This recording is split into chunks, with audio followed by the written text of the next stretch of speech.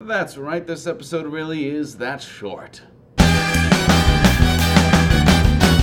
Alright, hello and welcome to this episode of Worth Watching Wednesdays. Now today, our episode is a little bit shorter than usual because we are very hard at work, working on a new bit of content to bring to you guys, a new recurring show that's going to be on this channel. It's a surprise for later, so shh. Alright, so today we're just going to be covering movie news, and the main bit of movie news that happened this week is that there is now a trailer for Guardians of the Galaxy. Alright, so Guardians of the Galaxy is a Marvel property much like the Avengers or the X-Men, but I think it's a little less well known than either of those because personally I had no idea what it was until the movie was announced.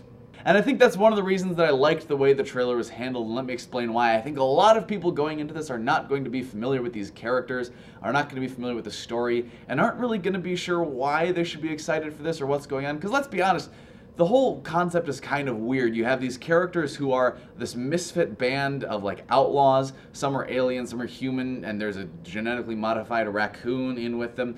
So it's a weird group of people. It's sort of a weird movie idea, albeit not necessarily that much weirder than other superhero things. But for people who aren't familiar with it, they'd be kind of lost seeing this trailer. But what this trailer does is you have sort of a police lineup scene that sort of stretches throughout the trailer, where each of the characters is standing in front of this background, and you have the people in charge talking about who they are and what they're for and things like that. And it's in the world of the movie, but it lets you, the viewer, get to learn a little about these characters and get to learn a little about sort of their personalities and how they all mix together as a group, which really helps, in my opinion, to make the movie feel a little more familiar to people who otherwise would have absolutely no idea what to think.